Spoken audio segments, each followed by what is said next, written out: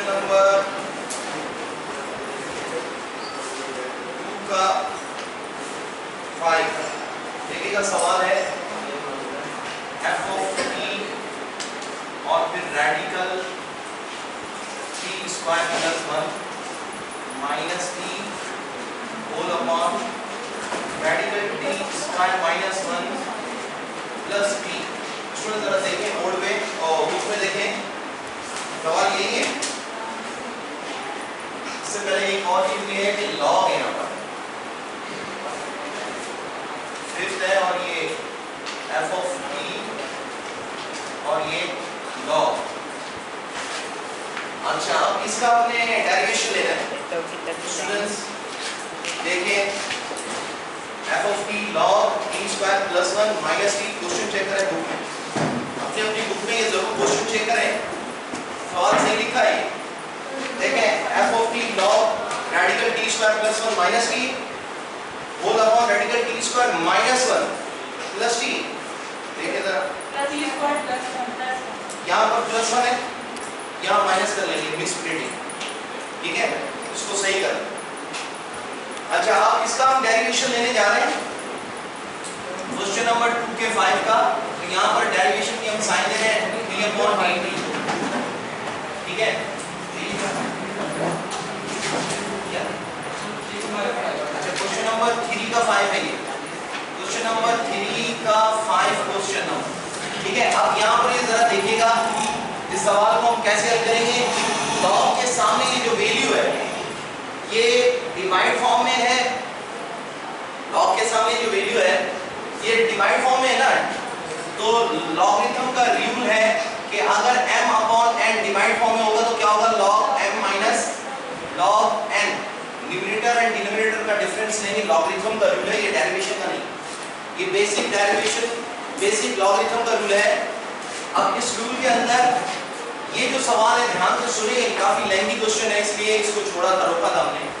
अब यहाँ पर जब हम इसका डेरिवेशन लेंगे तो हम पहले लिखेंगे और आप लोग रजिस्टर पे ऐसे लिखने के बजाय रजिस्टर को यूं घुमा लें और फिर लिखिएगा इसको, तो ये आप आएगा वरना नहीं।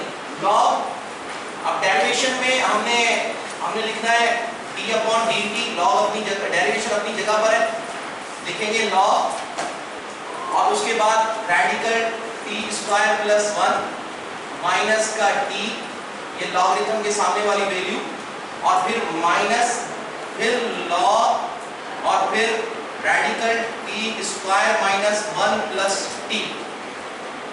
इस क्वेश्चन को ध्यान से देखें। अब देखें ये मैंने क्या किया है, लॉगरिथम का रूल फॉलो किया है, log m minus log m, same यही किया है, ठीक है। 2 मिनट से ये क्वेश्चन, तो log t स्क्वायर प्लस 1 ये और माइनस t, और फिर log t square minus 1 plus t, ये रकम आ गई, ये log m minus log n कर दिया अलग अलग। अब डेरिवेशन अप्लाई होगी इस पर अलग और इस पर अलग, क्यों? क्योंकि डेरिवेशन के सामने अब ये फॉर्मेट कौन सा है, प्लस माइनस का।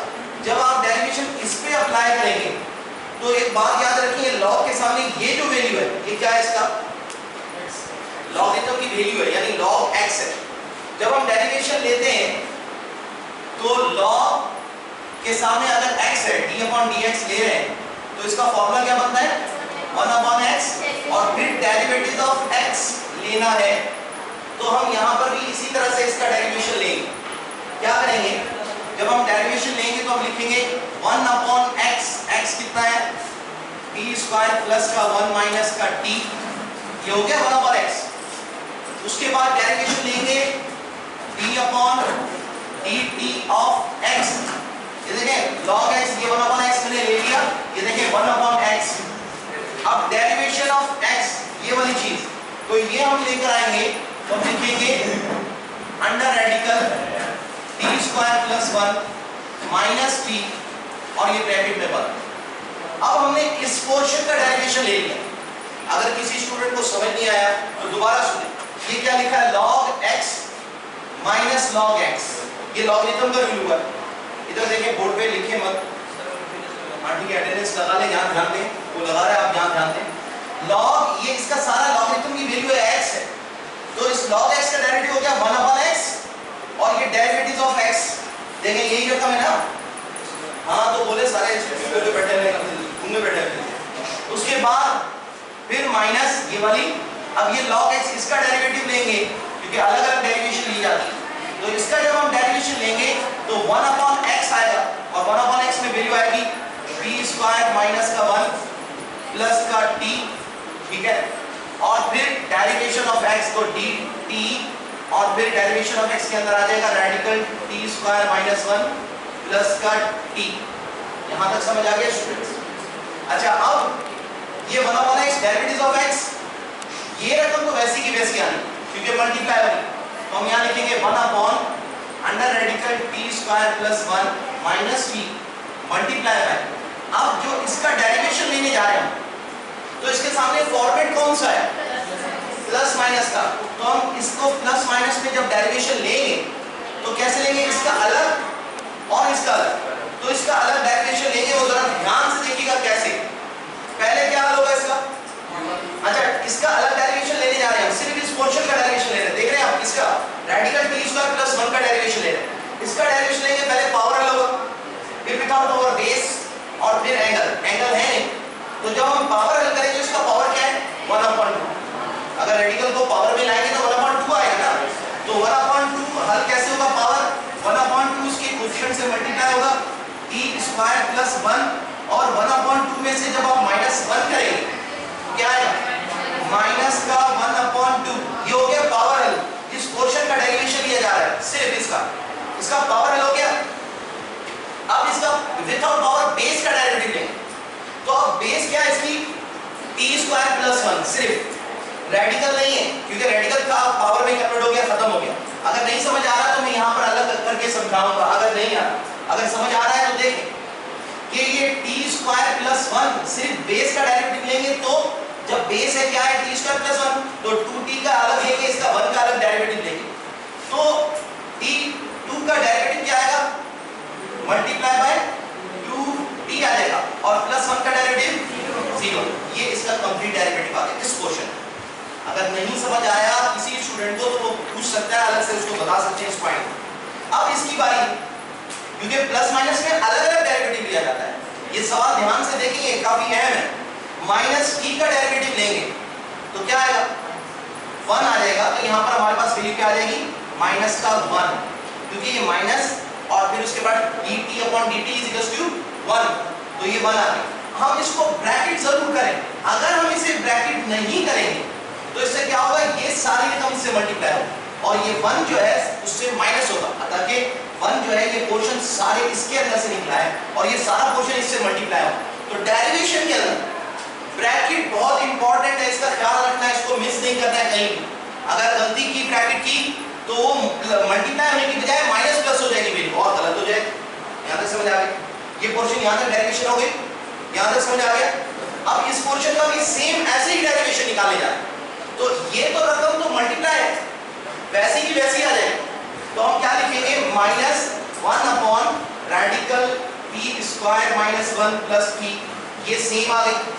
अब इसका डेरिवेटिव निकालने जा रहे हैं, तो इसका डेरिवेटिव भी ऐसे ही निकलेगा, ये पहले इसका पावर इस पोर्शन का अलग और इसका अलग निकलेगा, क्योंकि प्लस माइनस में अलग अलग डेरिवेटिव लिया जाता है, ये फॉर्मेट कहता है डेरिवेशन का।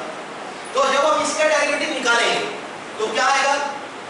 1/2, तो हम लिखेंगे 1/2 और फिर t² माइनस 1 पे पावर माइनस 1/2, ये पावर हल हुआ, इस पोर्शन का पावर हल हो गया। अब विदाउट पावर बेस क्या है? t² माइनस 1, तो बेस फिर प्लस माइनस में, तो इसका अलग डेरिवेटिव, तो 2t का डेरिवेटिव, t पावर स्क्वायर का डेरिवेटिव क्या आ जाएगा? 2t और फिर माइनस 1 का डेरिवेटिव क्या आएगा? 0 लिखेंगे, फिर प्लस t का डेरिवेटिव लेंगे तो क्या आ जाएगा? प्लस का 1। और अब हम इसको यहां से लेकर यहां तक ब्रैकेट जरूर करेंगे, वरना ये क्वेश्चन गलत हो जाए। उसके बाद इस क्वेश्चन में सारी रकम यहां से लेकर यहां तक ये क्या हो रही है? मल्टीप्लाई, और इस ब्रैकेट में यहां से लेकर ये सारी रकम हो रही है मल्टीप्लाई। तो मल्टीप्लाई में रकमें न्यूमरेटर डिनोमिनेटर से कैंसिल हो जाता है, ठीक है। और अब अगला स्टेप होगा कि हम यहां पर इसके अगला स्टेप यहां कर रहे हैं, ये यहां पर ये जो 1/t² प्लस 1 है, 1 रेडिकल t² प्लस 1 और ये माइनस का t, तो हमारे पास वैल्यू हो जाएगी, और इसमें भी ये 2 इस 2 से कैंसिल हो जाएगा और ये नेगेटिव पावर है अपॉन में आ जाएगा, और t जो है ये वाला t इस 1 से मल्टीप्लाई हो जाएगा। तो अब मैं ये लिख रहा हूं ब्रैकेट के अंदर, क्या हमारे पास रकम आएगी t upon radical t square plus 1 है, और उसके बाद माइनस का 1 और ये ब्रैकेट क्लोज। इस पोर्शन को मैंने लिखा, ये देखें इसका नेगेटिव पावर है अपॉन में चला जाएगा, ये t न्यूमरेटर है, न्यूमरेटर से जाके मल्टीप्लाई होगा, t बनता t, ये ऊपर आ गया t, ये रहा, और ये जो नेगेटिव पावर था अपॉन में नीचे आ गया, और ये माइनस का 1 ये रहा।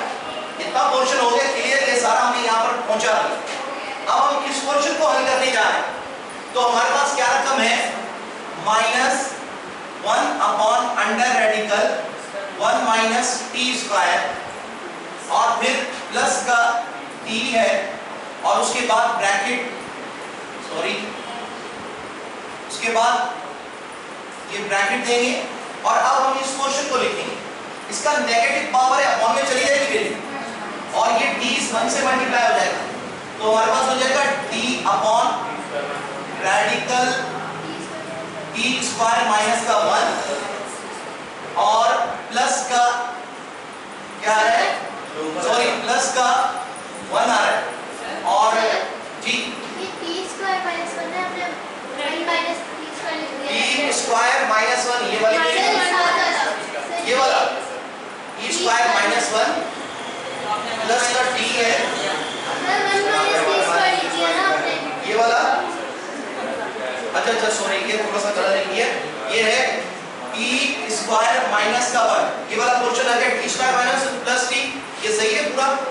अब ये प्लस का t जो है डिनोमिनेटर के अंदर है पूरा, और उसके बाद हमारे पास यहाँ पर 1 बच गया, और ये ब्रैकेट क्लोज, अब सही है, t स्क्वायर माइनस 1 t और प्लस 1।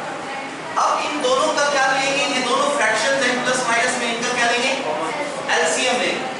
फ्रैक्शन में हम एलसीएम लिया करते हैं, तो हम यहाँ लिखेंगे 1 अपॉन बाहर वाली वैल्यू ये वाली, ये तो सेम रहेगी, t स्क्वायर प्लस 1 माइनस का t, और ये मल्टीप्लाई, और उसके बाद एलसीएम लेंगे, तो हमारे पास क्या आ जाएगा t स्क्वायर प्लस 1।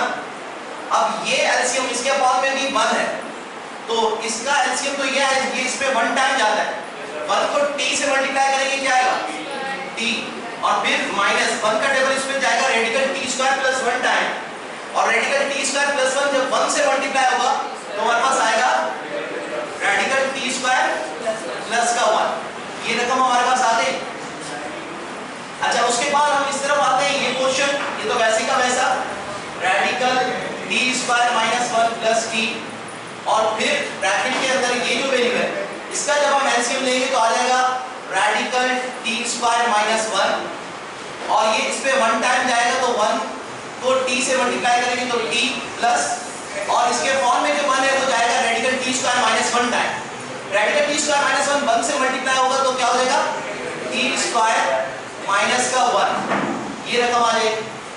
अब देखिए मल्टीप्लाई में ये ऊपर और नीचे की रकमें कटती हैं, अगर कटती हैं तो काटेंगे, अगर नहीं कटती तो नहीं काटेंगे, लेकिन ये रकम और इसमें फर्क, सिर्फ फर्क माइनस का फर्क है, तो हम माइनस अगर इसकी कॉमन निकाल लेंगे तो ये हमारे पास रकम क्या बन जाएगी, आप देखें 1 upon radical t square plus 1 minus t, और इसमें से माइनस कॉमन निकाल ली, ये देखें माइनस कॉमन निकालने से क्या हो गया, ये रेडिकल t स्क्वायर प्लस 1 और ये माइनस का t हो गया, जो कि बिल्कुल इसके ही बराबर, और अपॉन में इसके रेडिकल t स्क्वायर प्लस 1 ये, तो ये रकम इससे कैंसिल हो, और फिर ये माइनस ये वाली, और इसमें 1 upon radical t square minus 1 plus t, और ये रकम भी सेम है, ये देखिए ये प्लस का t प्लस का t प्लस का radical t square minus 1 radical t square minus, तो ये रकम इससे कैंसिल हो गई, तो हमारे पास रकम क्या बची यहाँ पर, सिर्फ 1 upon radical t square minus 1। अब हमारे पास यहाँ पर ये बचा है माइनस का 1, माइनस 1 जब 1 से मल्टीप्लाई होगा तो क्या आएगा minus 1 upon radical t square plus 1, और फिर minus 1 upon radical t square minus 1। अब ये दोनों फ्रैक्शंस हैं, इसमें माइनस को अगर हम कॉमन निकाल लें तो ये हो जाएगा 1 अपॉन तो माइनस, और उसके बाद ये आ जाएगा 1 upon radical T square plus 1, और ये plus 1 upon radical T square minus 1। अब इन दोनों का एलसीएम लें तो हमारे पास क्या आ जाएगा, रेडिकल टी स्क्वायर प्लस 1 और radical T square minus 1। Radical T square 1 इसमें जाएगा, इसे कैंसिल कर देगा, ये बचेगा radical T square minus 1। Radical T square minus 1 से मल्टीप्लाई होगा तो क्या आएगा, radical T square minus 1 plus, ठीक है। उसके बाद ये इससे कैंसिल कर देगा, बचेगा रेडिकल टी स्क्वायर प्लस 1, वो 1 से मल्टीप्लाई हो जाएगा, हमारे पास रकम आ जाएगी टी स्क्वायर प्लस का 1, और ये ही हमारे पास आंसर है। आंसर चेक कर स्टूडेंट्स, स्टॉप।